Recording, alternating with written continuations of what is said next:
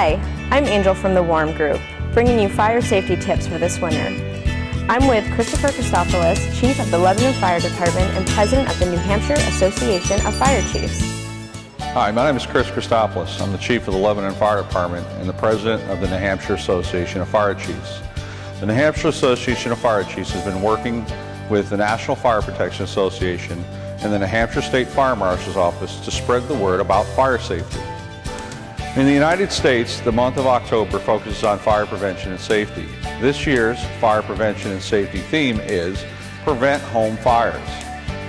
80% of all fire deaths occur in the home. The leading causes of home fire deaths are cooking, heating units, and electrical.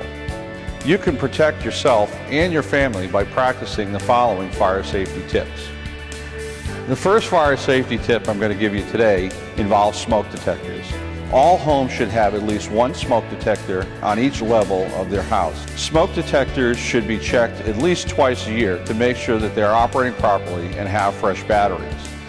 Hardwired electric smoke detectors also have some type of battery backup, and those need to be replaced at least twice a year. This allows the smoke detector to operate in the event of a power outage. The bottom line is smoke detectors do save lives. The second safety tip I'm here to give you today involves carbon monoxide detectors. It is recommended that homes should have at least one carbon monoxide detector outside sleeping areas at each level of the house. Carbon monoxide, what is it? Carbon monoxide is a deadly, colorless, odorless gas. That means you can't see it and you can't smell it. Carbon monoxide kills over 200 people each year. Carbon monoxide is caused by incomplete combustion, which happens when your heating unit or your stoves or your fireplaces aren't working properly. Symptoms of carbon monoxide exposure include headache, fatigue, nausea, dizziness, and shortness of breath, similar to the seasonal flu. If you experience any of these symptoms, you really need to see your doctor immediately. The third fire safety tip I'm here to give you today involves cooking appliances. Do not use propane gas grills or camping-type fuel stoves inside your home. These cooking appliances generate carbon monoxide, and as we learned earlier, carbon monoxide is a deadly gas. Do not use your electric or gas stove to heat your house. Using your stove or oven can cause a fire, and in some instances may create deadly carbon monoxide. The fourth fire safety tip I'm here to give you today involves your heating appliances. All combustible material should be stored at least 36 inches away from your heating appliances. This includes your furnaces and any other devices you're using to heat your home. Heating appliances should be installed according to the manufacturer's recommendations. And it's important to remember, don't wear loose-fitting clothing when working around any heating equipment, as they may catch on fire. The fifth fire safety tip I'm here to give you today involves kerosene space heaters. It's important to remember that kerosene space heaters should be kept away from all combustible materials. You should never refuel your kerosene space heater inside your house.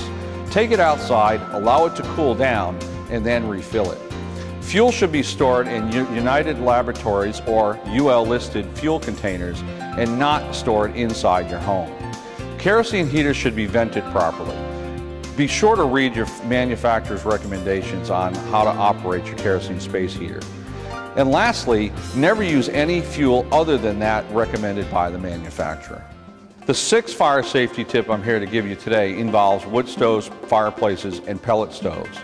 Have your wood or pellet stove installed by a qualified technician. Always keep disposed ashes outside and away from your house and not in your garage. Ashes should be also stored in a metal container. Do not burn products in the chimneys such as cardboard or garbage. These materials may get stuck in your chimney and cause a chimney fire. The seventh fire safety tip I'm here to give you today involves your chimney. Chimneys should be cleaned by a professional chimney sweep. Chimneys should be cleaned at least once a year, if not more, depending on how often you're burning wood. Chimneys should also be inspected for cracks in the chimney liner to ensure that it's safe for operation. Chimney cleanouts should also be kept free so that your chimney can be inspected regularly throughout the heating season. The eighth fire safety tip I'm here to give you today involves electric space heaters. Electric space heaters should carry a United Laboratories listing, UL. Electric space heaters should also have an automatic shutoff that turns the unit off if it's accidentally tipped over. Lastly, if your electric circuit breaker keeps tripping as a result of you using an electric space heater, contact an electrician immediately and discontinue use of the heater. This may indicate an overloaded electrical service which can cause a fire. The 9th fire safety tip involves snow removal. It's important to keep snow away from your entryways, exits, and windows so that you can escape your building or your house in the event of a fire.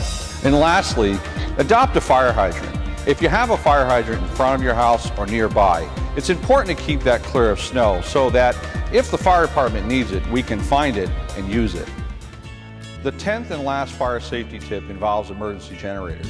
As we all know, living in New England, our power can go out from time to time.